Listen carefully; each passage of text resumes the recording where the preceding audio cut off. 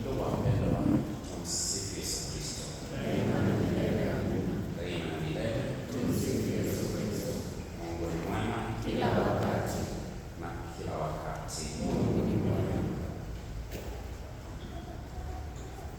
Katika majuma matatu yaliyopita, Jumapili ya 15, ya 16 na ya 17, Yesu amekuwa akizungumza nasi kwa mifano.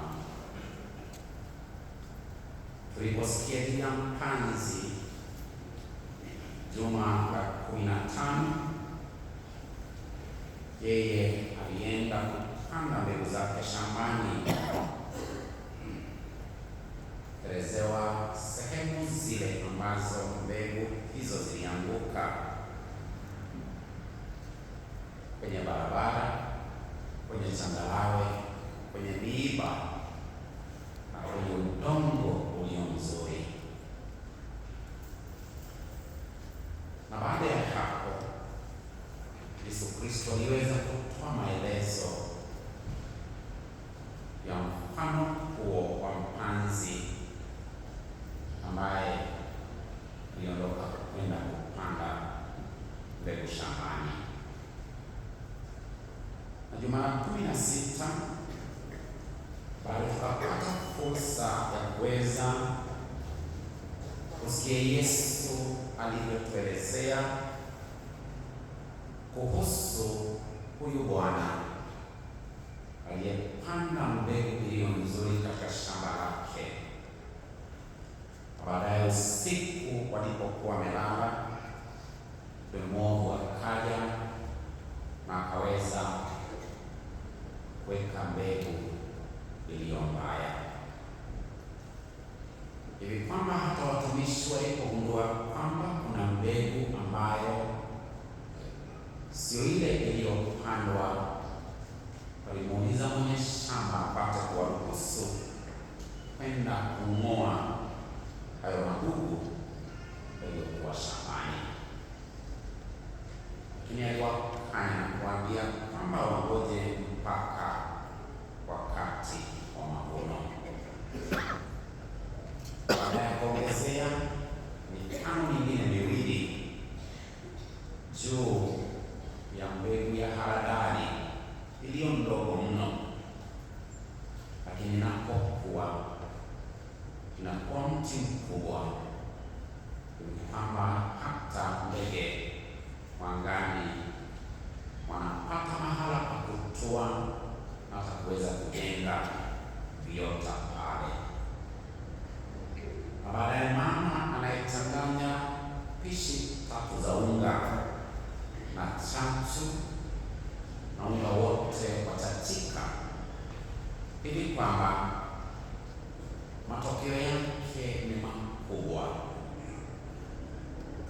Na basi Yesu akawa akizungumzia na kutuambia ufalme wa mbinguni haukuanza kama kitu kikubwa ama jambo kubwa, bali ni katika ule udogo sisi tunaweza tukaelewa vile ambavyo ufalme wa Mungu umeendelea kuongezeka, na hasa tukikumbuka ujio wake Yesu Kristo duniani humu, yeye aliye mwanzilishi wa maisha haya ya Kikristo na idadi ya Wakristo walioko duniani kwa hivi sasa.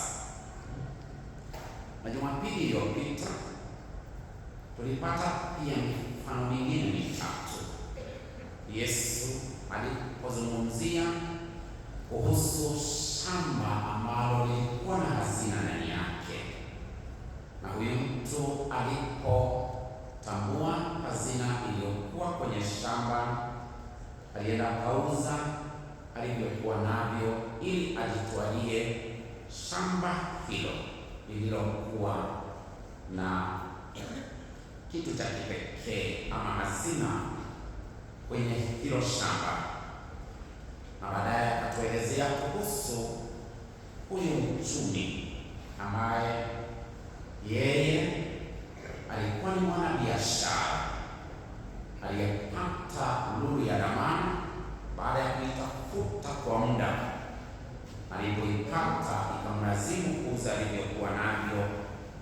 upate kujitwalia lulu ile.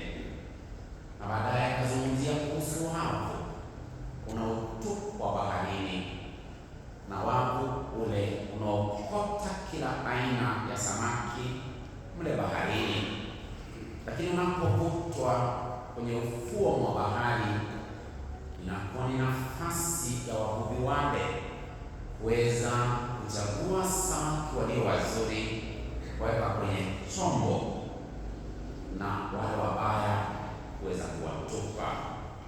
Na tukawa tunakumbushwa kwamba hivyo ndivyo itakavyokuwa mwisho wa nyakati, wakati ambapo wema na wabaya watatenganishwa, na wale wabaya watatupwa katika tanuru ya moto, ila hali wale wazuri wataweza kujumuishwa katika maisha mema ya uzima wa milele.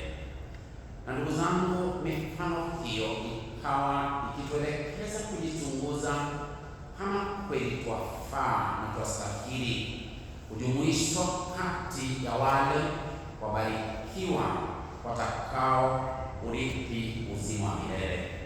Na kwa hivyo ikawa ni changamoto kwa kila mmoja wetu kuweza kujitafuta na kujitazama, sisi tunasimamia wapi katika safari hii ya wokovu. Nini hicho ambacho pengine huenda kikawa ni kikwazo kwangu na kwako na kwangu katika kumfuasa Mungu maishani mwetu? Jitihada iliachwa kwetu ya kwamba ni kila mtu aweze kujitafuta, kufanya marekebisho ya maisha, maana bado kuna nafasi, ili tusije tukafumaniwa siku ya mwisho na kujipata ya kwamba hatukuweza kufaulu kwa sababu ya kiburi chetu, hatukuweza kufaulu kwa sababu hatukuweza kujitenganisha na dhambi ili kuzitafuta neema zake Mwenyezi Mungu zinazotutosha katika safari hii ya wokovu. Ndugu zangu, katika Jumapili ya siku hii ya leo, kwenye Injili yetu takatifu tumesikia ya kwamba Yesu alipopashwa habari ya kifo chake Yohana Mbatizaji.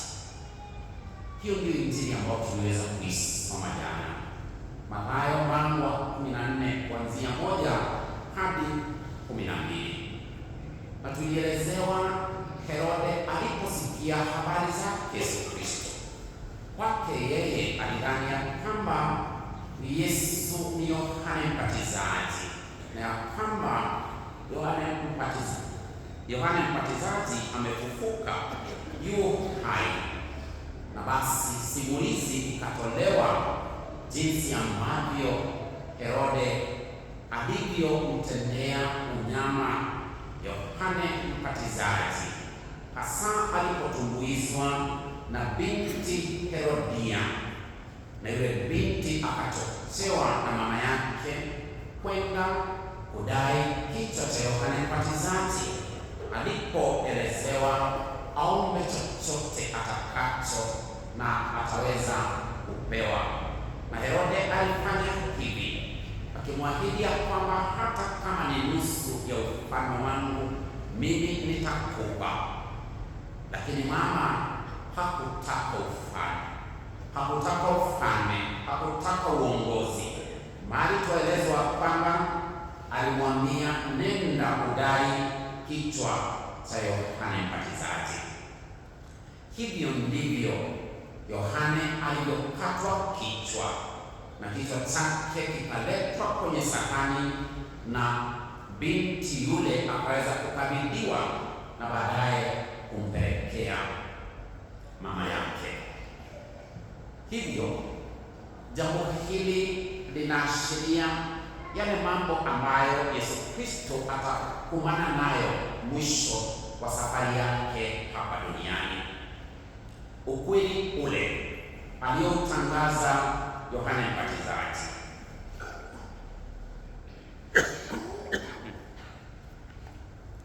ukweli ule ambao alitangaza Yohane Mbatizaji alipomwelezea Herode baada ya kumchukua Herodia mke wa ndugu yake Filipo na kumwambia hili ni kinyume na sheria zake Mungu Mwenyezi. Na jambo hilo liliweza kumkera sana Herode na hata Herodia. Hivyo ndivyo alivyowekwa gerezani na kawa gerezani kwa sababu ya ukweli aliyoweza kusema. Hakutoka mle gerezani, bali tuelezwa vile ambavyo aliweza kukatwa kichwa chake. Na hivyo Yesu tuambiwa kwamba alipanda mashua akaondoka huko akaenda mahala pa ukiwa ili awe peke yake. Yuenda kufanya nini? Kwa sababu yuataka kupata nafasi ya kuweza kumwomboleza Yohane Mbatizaji, huyu aliyekuwa mtangulizi wake. Alienda kusikiliza hii sauti ya mtu aliyelia nyikani akiwaambia watu ya kwamba itengenezeni njia ya Bwana, yanyosheni mapito yake. Alienda nyikani kutafakari ujasiri ambao Yohane Mbatizaji alikuwa nao, kwa sababu kwake hakujua kupiga chenga. Kwake alijua kutamka maneno kama yalivyo, na kwa sababu ya kutamka maneno kama yalivyo na kuweza kuelekeza watu ili kila mmoja apate kujitazama, kujirekebisha na kuweza kuirudia njia yake Mungu Mwenyezi, mambo hayo ndiyo yaliyomtia kwenye utata na akajipata ya kwamba amewekwa kifungoni. Haya ndiyo mambo ambayo yaliweza kumhuzunisha na kumfanya Yesu Kristo kuweza kuondoka na kwenda mahala pa ukiwa. Na tuelezwa kwamba watu walipopata habari wakatoka mjini wakamfuata kwa miguu.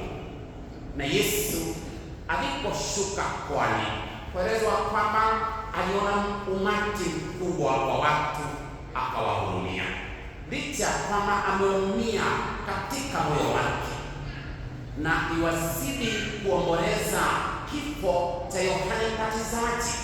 Anapotazama umati wa watu ambao wametoka mijini, wamekuja mahala pa ukiwa ili kumtafuta Yesu Kristo, kuelezewa jinsi ambavyo aliweza kuwahurumia, hivi kwamba uchungu haukumzuia Yesu asiweze kuwahurumia wale watu ambao walikuja pia kule jangwani wakiwa wamesononeka katika mioyo yao, wakiwa na shida mbalimbali walizotaka kuwasilisha kwa Yesu Kristo.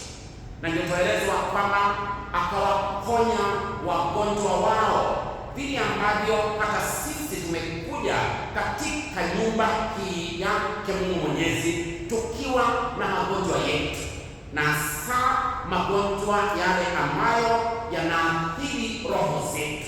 Na ndio tulisema Jumapili kama mbili hivi zimepita ya kwamba yale maneno yaliyosemwa na Mtakatifu Agostino aliposema kwamba the church is not a museum of sins but a hospital of sinners. We come to the hospital because we need to be treated. We are ailing. We are suffering from different sicknesses that are affecting our spiritual life. Hicho kinachoathiri roho zetu, hicho kinachoathiri uhusiano wetu na Mwenyezi Mungu, ndicho ambacho tumekuja ili tuweze kuwasilisha kwake Yesu Kristo, yeye ambaye anadhihirisha huruma kwa kila mmoja wetu, hasa anapotambua nini hicho ambacho kinatutenganisha na upendo wake Mungu Mwenyezi. Na ndio somo la pili tumesema ama tumeambiwa kwamba ni nani awezaye kututenga na upendo wa Kristo? Je, ni matatizo au shida? Ni dhuluma au njaa ni kukosa nguo au hatari au upanga. Na tukasema kwamba lakini katika mambo haya yote twashinda kupita kiasi kwa msaada wake yeye anayetupenda. Kumaanisha kwamba upendo wa Mungu ni upendo wa kweli. Upendo wa Mungu sio kama wa mwanadamu yule ambaye atabalia kinyago na kujifanya kwamba yuwakupenda, ila hali tunajua kwamba pengine huenda anakucheka anapoona yale mambo ambayo uliyapitia. Na ndio leo hata wewe na mimi tumekuja hapa tujiulize, nini kitu ambacho kinatutenganisha na Mungu? Ni matatizo au shida tunazozipitia? Ni dhuluma ambazo tunazipitia katika haya maisha? Ni njaa? Ni kukosa nguo? Ama ni wakati ambapo maisha yetu yamo hatarini? Au ni wakati ambapo sisi tunajipata ya kwamba pengine mateso haya, kuumia huku kumezidi kiasi ya kwamba hatuwezi tukavumilia? Bado tunaambiwa kwamba Mungu anatupenda katika hali hiyo, na Mungu yu tayari kuweza kutuvusha, kwa sababu haya mambo yote hayana neno la mwisho, ila ni Mungu aliye na neno la mwisho linalohusu maisha ya kila mmoja wetu. Msifu Yesu Kristo. Jumapili iliyopita tulikuwa kule hospitalini kwa misa ya wagonjwa, na mimi nikasema kwamba wajua, tunaweza watembelea wagonjwa kule hospitalini na tusahau ya kwamba sisi ni wagonjwa.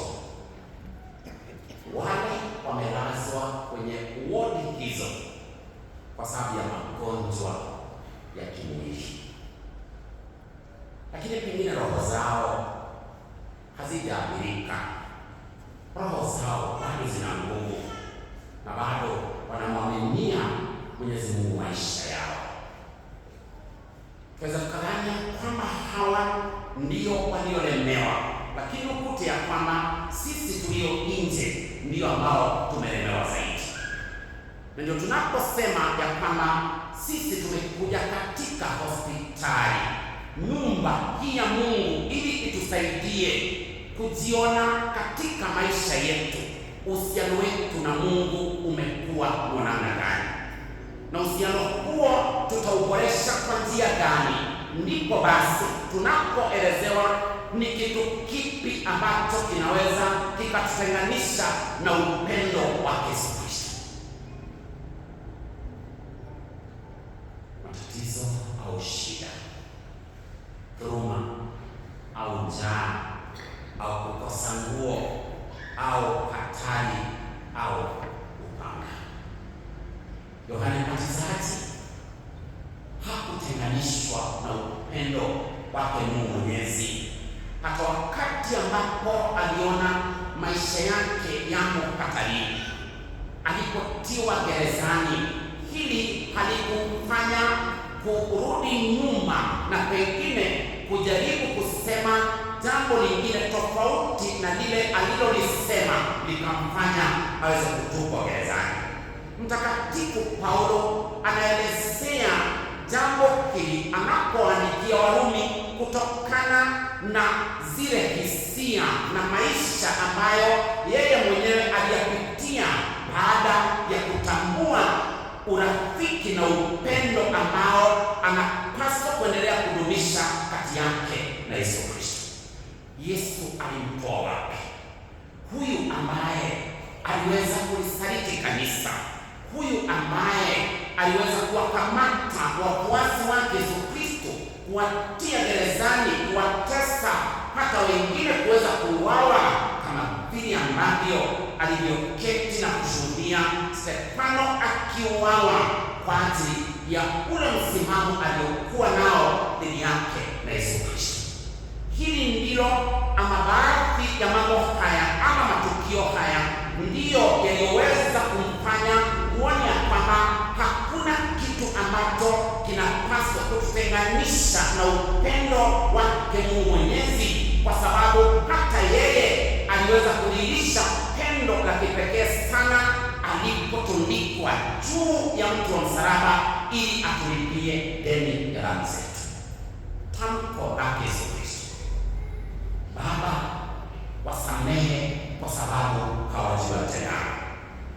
Na ni Mtakatifu Krisostom tulisema kwamba yeye alipokuwa anafikiria mambo haya alisema kwamba as long as we breathe, the door of repentance remains open.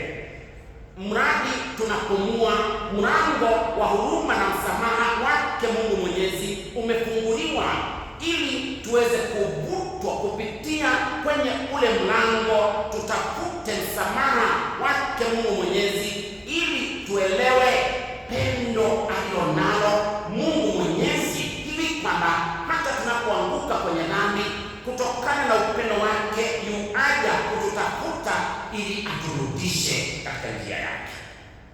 Na nilipoambiwa na huyu mwandishi anayejulikana kama Leo Tolstoy ambaye ni Mrasia, alisema kwamba kila wakati anapofikiria kuhusu tukio la siku hii ya leo, huu muujiza ambao umeweza kuelezewa wakati ambapo wanafunzi wa Yesu walimwendea na kumwambia kwamba waage hawa watu, waage wacha waende zao, kwa sababu mahali hapa ni mahala pa ukiwa na saa imepita.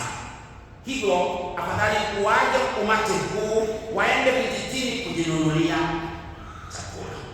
Lakini Yesu akawaambia hawana sababu ya kwenda, wapeni ninyi chakula, wapeni ninyi chakula.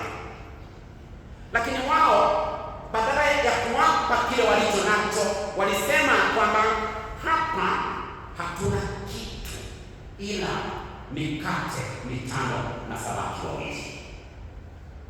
Wao waliona uhaba wa chakula walichokuwa nacho.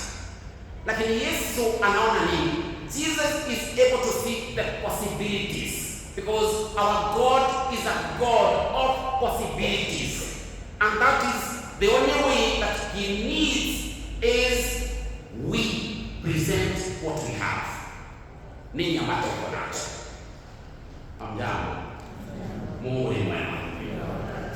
Ya kwamba Mungu anataka tuweze kuleta kile tulicho nacho.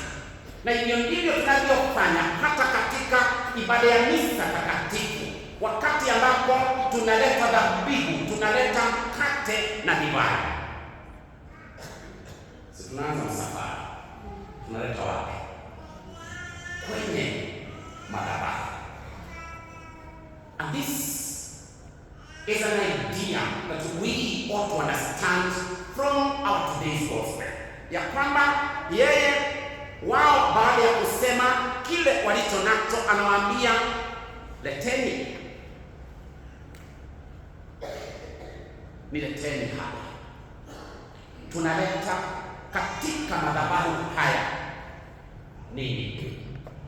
Tunajongea na mkate na nini? Na divai. Wakati wa misa tunasema kuhusu sadaka yangu na ya nani? Na yenu. Kwa nini tunazungumzia kuhusu sadaka yangu na yenu?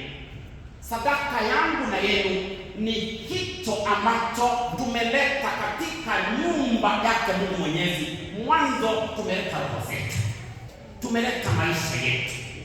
Haya mambo mengine sio ya muhimu sana kama hicho ulicholeta katika nyumba hii, roho yako, maisha yako, tabu zako, changamoto zako ulizozileta, nilizozileta, ili tuweze kumkabidhi Yesu katika ibada ya misa tunayoiadhimisha, yeye ambaye anabadilisha hicho ambacho tumeona ya kwamba hakiwezekani. Anaweza akabadilisha majonzi yetu kuwa furaha. Anaweza kubadilisha shida zetu zikawa suluhisho ya mambo yale ambayo tumeona ya kwamba hili haliwezekani. Ni wapi ambapo Mungu ametutoa? Ni wapi ambapo Mungu ametutoa?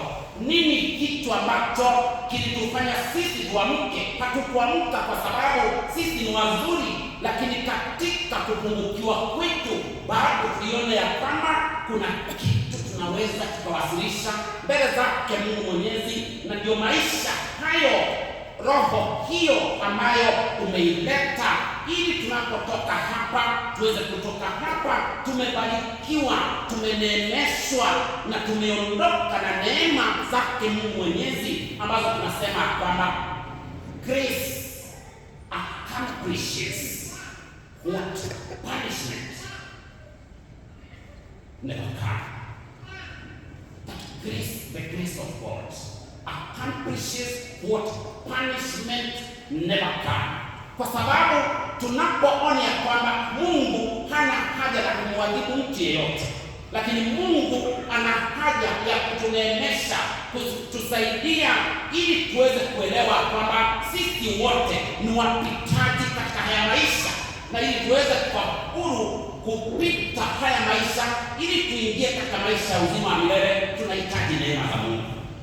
Bila neema za Mungu, ndugu zangu, hii safari itakuwa ni ngumu sana.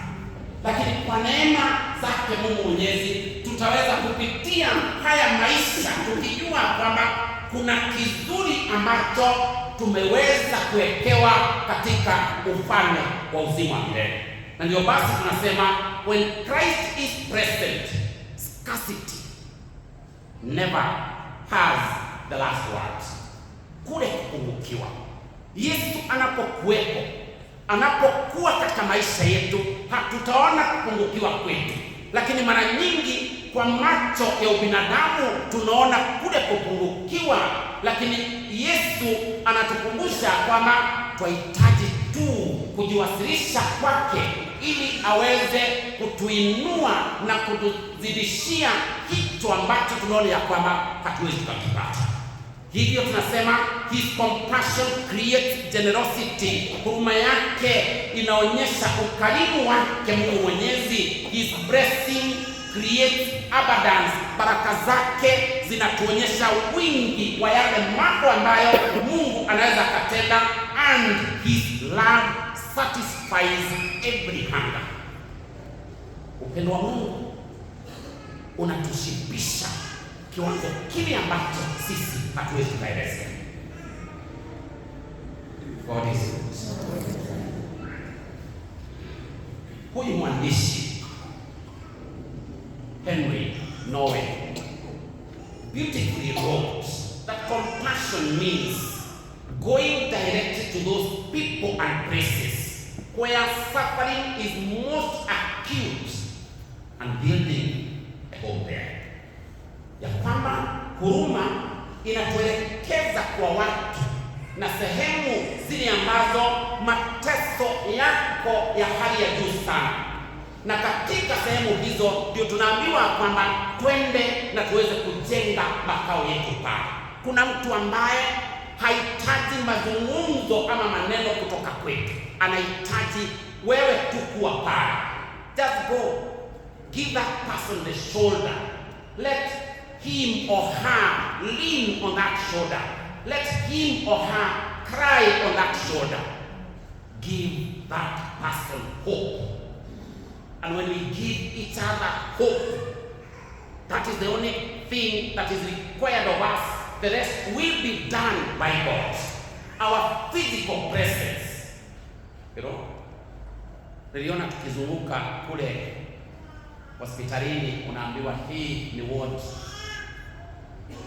2, hii ni ward 3. Unajua, by the way tulizunguka Jumapili, nilisema kwamba hata mimi sasa naona niambia askofu, mimi nataka kufanya kazi hospitalini. Sababu nadhani hospitalini hata ukiingia wanaona ya kwamba huyu fadha amekuja kutuombea. Unajua hapa mna mazoea mbaya sana. Mtoto ukikuangalia unasema maliza haraka, ni saa 3 imeisha, tuguze barabara. Lakini kule unaingia, hata kwingine ulikuwa unaitwa nitie huyo fadha, na hata huyo hata sio Mkatoliki, nitie huyo fadha angalau aniombee. Na kweli unarudi, unasema sala yako, Baadaye anakuambia Father, asante, Mungu akubariki. I remember this person ambaye nilikuta kule, yeye alikuwa amekatwa miguu, nadhani kwa sababu ya sukari. Akaniambia, Father, niombee, nimepoteza sasa miguu yangu miwili, sijui nini nyingine ambayo tutaenda. Mradi hawajaguza roho yangu, mimi sina shida. Kama ingekuwa wewe ama mimi, ninadhani hatungekuwa tunaongea. Tungekuwa tunasema, Mungu, kulikuwa na haja gani ya kuleta hii dunia alafu mbele miguu? Mungu, kulikuwa na haja gani ya kuleta hii dunia alafu uchukue mikono? Mungu, kulikuwa na haja gani ya kuleta hii dunia alafu uchukue macho? Tetesi. Na ndio tunaambiwa kwamba nenda uwakute wale ambao wanateseka. Utakute ya kwamba pengine huyo mtu ana furaha hata kukushinda na kunishinda mimi, because they are able to appreciate each and every day that is offered to them by God. Many times we are people who are perpetually complaining, Mungu ulienda wapi? Tazama, ninataka kula, hakuna kitu ya kukula. Lakini tunaambiwa kwamba chakula hakimpati mtu kwa meza ama kwa kitanda. Lazima uondoke, uende ukatafute. Na unapoenda kutafuta, Mungu ndivyo anavyokubariki, na ndio asema kwamba nini ulicho nacho, niletee hicho ulicho nacho. Na hawa walipomletea, walileta mikate mingapi? Mikate 5 na samaki wangapi? 2. Akachukua. Inatuelekeza katika ibada ya misa. Baada ya kuchukua, aliweza kutazama juu mbinguni. Nani aliye mbinguni tunayemuita? Baba yetu wa mbinguni. Alipotazama mbinguni, akashukuru, asante Mungu kwa hiki chakula ambacho umwajalia hawa. Na baada ya kufanya hivyo, tuambiwa kwamba akamega, akawapa. Those are overtones, that the words that we use when we are changing bread into the body of Christ. Akachukua, akashukuru, akaimega, akawapa wafuasi wake. Twaeni mle, huu ndio mwili wangu. Twaeni mle. Na hivyo baada ya hapo tunaambiwa kwamba walikula wakashiba, na wakaweza kuokota vikapu 12, kuashiria kwamba Mungu tunapompelekea kwa uhaba anatujalia pia kwa wingi. Na ndio Mtakatifu Yohane Chrysostom alisema kwamba if you cannot find Christ in the beggar at the church door, if you cannot find Christ in the beggar at the church door, you will not find him in the church. Kama tuwezi kuona Yesu katika yule mtu anayeomba nje ya mlango wa kanisa, hata tuinue kikombe cha damu yake Yesu Kristo, hautaweza kumtambua, hatutaweza. Lakini tunapaswa kumtambua Yesu katika wale ambao tunawapita huku barabarani wanaosema kwamba nisaidie. Sharing the rich or the much that God has given us. Na ndio tunaambiwa kwamba wealth cannot satisfy the soul. Success cannot heal loneliness. Pressure cannot remove guilt. And technology cannot replace love. Wealth cannot satisfy the soul. Unaweza kuwa na utajiri mwingi, lakini bado ujikute ya kwamba kuna upweke katika roho yako. Kuna upweke, umepungukiwa, kwa sababu wealth cannot satisfy the soul. It only satisfies this body. Hiyo ni mambo ya hii dunia. Na kwa hivyo bado unahitaji kuweza kupiga hatua kuona ya kwamba unashibisha roho yako na utajiri unaotoka kwake Mungu Mwenyezi. Success cannot heal loneliness. Kuna watu wengi ambao wamefaulu katika maisha, lakini wanaishi maisha ya upweke. Kama yule msomi aliyesema kwamba some people are so poor, but the only thing they have is money. Yet we talk of poverty. There are those who have no money, yet they are so rich at heart. They rich at heart. Hivyo tunaambiwa kwamba hata teknoloji iweze kukua kwa kiwango kipi, haiwezi ikaondosha upendo. Bado upendo wa Mungu utaendelea kusimama. That only God can fill the infinite emptiness of the human heart. Upweke na kupungukiwa katika roho zetu kunaweza jazwa peke yake na Mungu peke yake. Mungu ndiye anayejaza roho zetu, na ni Mtakatifu Tomaso wa Aquino alisema kwamba God alone satisfies. Human beings will never satisfy. Leo nilienda juzi misa ya kijana ambaye alipata upadrisho kama mwezi mmoja uliopita. Nikamwambia kwamba Father, wakati ulipodaiwa niliona Wakristo hawa wamekubeba juu wakiimba ni wetu na amefaulu. Lakini leo hakuna hata mmoja ambaye niliona amenyanyuka ili ubebwe. Maanisha kwamba ilishia kule kwa uwanja. Na wakakwambia sasa jisukume, wewe ni mtu mzima. Malalamiko katika safari hii hayatatusaidia. Yule tunayepaswa kumlilia kwa sala zetu si mwingine ila ni Mwenyezi Mungu. Na ndio tunapaswa kuona, tunafundishwa. Hawa wanafunzi wa Yesu waliona kupungukiwa, lakini Yesu aliona njia ya kuweza kushughulikia na kuwashibisha hawa watu ambao walikuwa wamepungukiwa. So human beings focuses on what is lacking. Tunaweza shughulikia haya mawe, sijui yalipakwa rangi. Sasa huko ndio tutakuwa tukiangalia huyu Father, sijui kama ana maono. Mungu ni mwema. Angalia, alituahidia yale mawe ambayo yalikuwa kwa hili kanisa, tulikuwa tunaona vizuri leo kwa sababu sijui yalipakwa. You know, that does not help you. Doesn't. What helps you is the word of God and the way you participate in the sacraments. Hiyo ndio itakusaidia. Lakini ukianza kuangalia mawe na kusema kama sijui the tradition of this church sijui imetolewa na huyu Father, what tradition? Sorry, sio nyinyi. You know, kile ambacho nini cha maana. Wakati tulitoa viti hamkulalamika.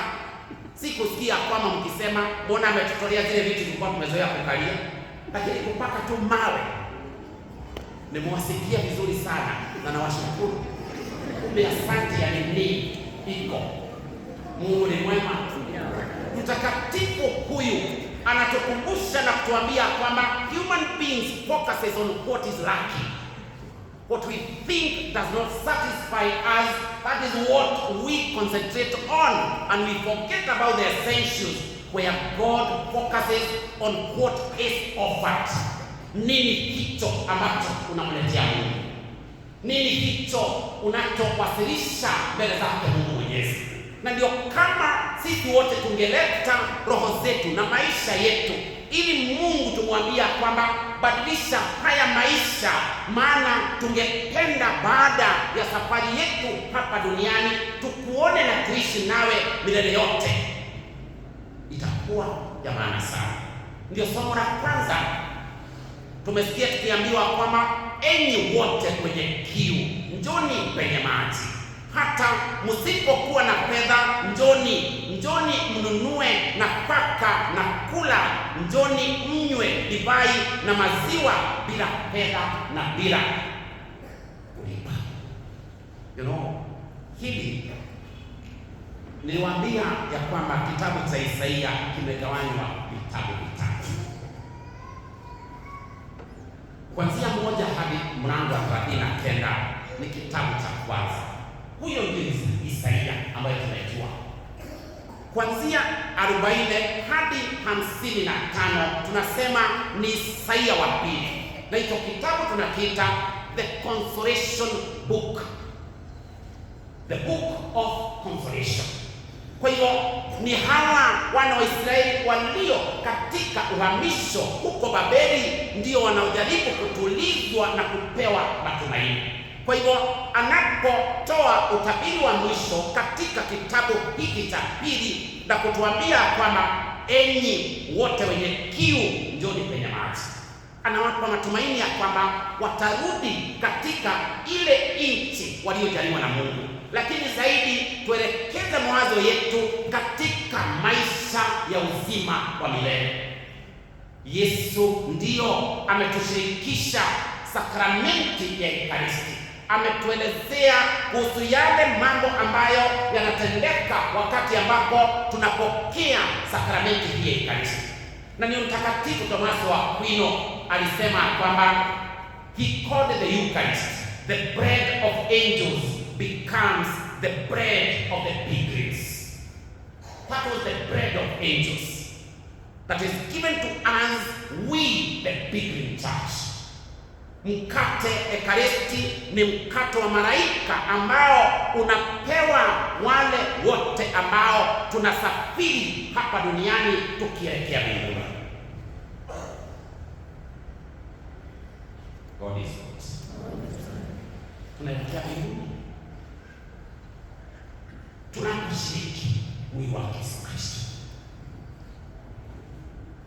tunashirikishwa mkate huo wa malaika, ili sisi tunaosafiri ndio tulioumbwa kwa sura na mfano wake Mungu Mwenyezi. Na Mwenyezi Mungu angependa wewe na mimi tuimarishwe kila uchao na chakula hiki ambacho tumesema ni mkate wa malaika, ambao wewe na mimi tumepewa ili tuweze kusimama imara katika imani ambayo Mungu ametujalia. Tunapata mwaliko,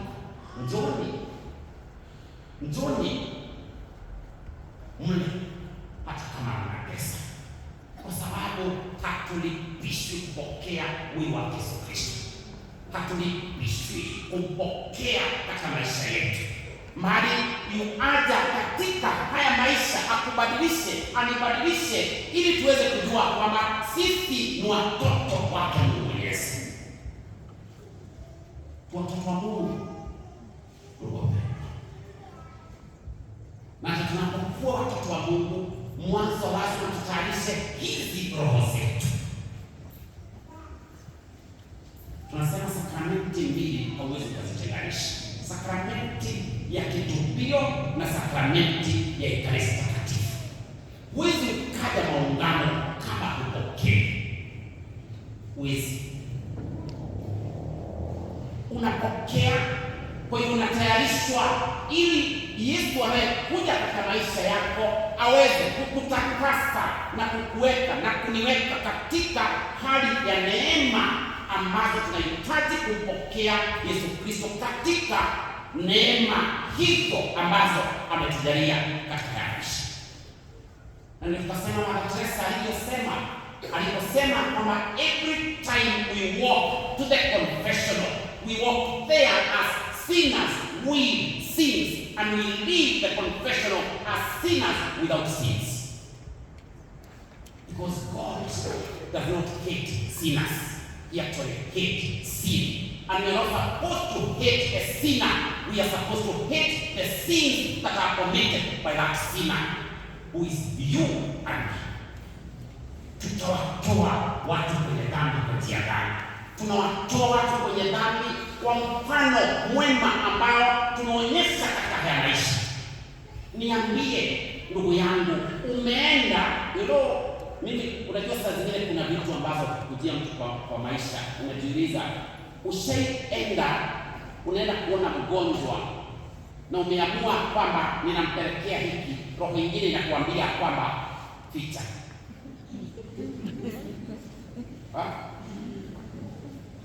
Hamjambo. Umeenda kuona mgonjwa na ni wewe umeamua unataka kwenda kumuona, lakini baada ya kwenda kule unaona ya kwamba ni kama utamwatia vitu nyingi sana. Roho inakwambia baki na nyingine, hata wewe si muhitaji. Hamjambo. unaweza roho kama huyo anaweza kukutembelea.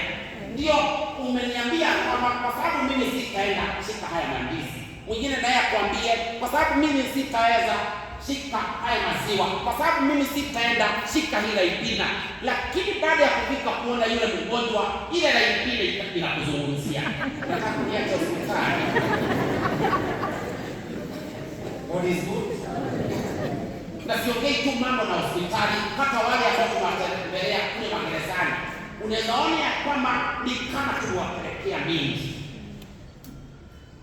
Karoho tunakuja tu, kanakwambia wala kabisa upiane hizi zote,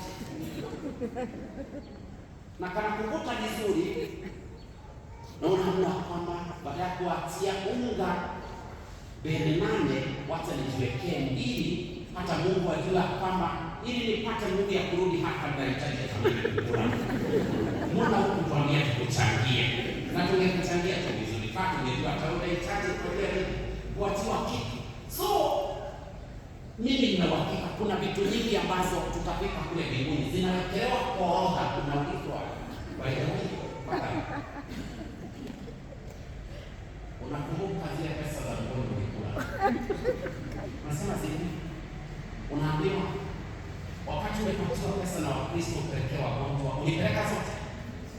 Unaona noti 8 za 200 zimejitokeza. Only 1600 inakuambia hapa hawezi ingia. Mimi nimeota, msifu Yesu Kristo, nimeota juu ya vitu ambazo zitatufanya maombolezo. Kuna mtu amefiwa, wewe unapatiwa, unaambiwa kwamba mpelekee huyu ambaye amefiwa. Kitu kinakutembelea, kinakwambia ilikuwa inatumwa kwa M-Pesa. Mungu unajua kwamba sijaiba, lakini ilikuwa inashuka kwa M-Pesa. Mungu ni mwema. Tunaambiwa leo, peleka niletee kile ulicho nacho. Na ndugu zangu, tunapopeleka kile tulicho nacho, Mungu atatubarikia. Atakubarikia kile ambacho ni chako. Kile sio chako, achana nacho, wacha kiende, na useme ya kwamba Mungu, ninaomba hiki ambacho sio changu kisiitishe kile ambacho ni changu. We lose even what is ours simply because we did not account for what we gave. And that is why they are saying, sisi tuna mikate mingapi? Mikate 5 na samaki 2. Anawaambia leta. Wangepita 2, pengine muujiza haungetendeka. Wangeamua kwamba wanyamaze na waseme ya kwamba hatuna chochote, muujiza haungetendeka. Ilihitaji mtu aweze kusema kwamba nina hiki. Ndugu zangu, tuseme kile tulicho nacho, na baada ya kusema hicho tulicho nacho, kwa sababu hauwezi ukamficha Mungu. Hauwezi ukamficha Mungu kile ambacho umepatiwa ama kile ambacho uko nacho. Let us always seek for God's blessings. What is not ours, don't use it. Let it go where it should be taken. And that tells us we are becoming accountable in our own lives, because we know at a given time God will want accountability of our lives. Kila mtu ataweza kuelezea nini alichofanya na maisha yake, na tunapoelezea nini tulichofanya na maisha yetu, hivyo nataka kumalizia na kusema kwamba C.S. Lewis once wrote, God cannot give us happiness apart from himself, because it is not there. He does not give happiness. What he does, he comes into our lives. He gives himself, because he is the happiness, the joy that we are looking in his life. And therefore, my dear brothers and sisters, usikwazike na mtu, nisikwazike na mtu. Acha tuone ya kwamba kila wakati tunaenenda kuambatana na nia na mapenzi ya Mungu, and I'm sure God will bless us, because he's a God of abundance. Mungu ni wa wingi, sio wa uhaba. Na kwa sababu ni wa wingi, huyo asiye wa uhaba atembee na kila mmoja wenu, atembee na sisi na zaidi ya yote akoleze huo upendo wa kweli ambao unapaswa kuonekana katika maisha yetu. Ni mtu mmoja akitembea kwenye bahari, ufuoni mwa bahari, baada ya machafuko kule baharini, akitembea aliona mchanga umekusanywa sehemu za pwani, vile ambavyo maji yalikuwa yakisukuma mchanga kule baharini. Ukienda Mombasa, kuna wakati ambapo unakuta ya kwamba maji yamesonga upande wa ndani, hata unashindwa haya maji yalienda wapi. Baada ya masaa kadhaa unakuta ya kwamba yale maji yameanza kurudi. Kumbuka sehemu moja nilitembea na tukaenda mahali ambapo nyumba zetu, mahali ambapo tulikuwa tunalala, zilikuwa karibu sana na ufuo wa bahari ya Atlantic. Usiku nasikia yale maji yanavyorudi kwa kasi na vile ambavyo yanagonga ule ukuta, unadhani ya kwamba nyumba itabomolewa. Mombasa ni hivyo hivyo. Sasa wakati ambapo maji yalikuwa yamehama yanarudi upande wa ndani, alikuta mtu ambaye anaokota samaki wale waliokuwa wamesukumwa, na pengine wale samaki hawakurudi maji yalipokuwa yanarudi. Na ule mtu aling'ang'ana, anachukua mmoja anamrudisha kwa maji, anachukua, na huyu mtu akamwambia, sasa mbona unajisumbua na samaki wamejaa wote? Umeachwa, maji yalipokuwa yanaondoka, hawa samaki waliachwa. Hata ukiokota wawili watatu, utaonyesha tofauti gani? Akasema kwamba nitakuwa nimeokoa maisha ya samaki wawili ama watatu. Hiyo ndio tofauti. Ningeacha kama wewe unavyoacha, hakuna maisha nitakayokuwa nimeokoa. Mother Teresa akasema kwamba if you cannot be able to feed 100 people, feed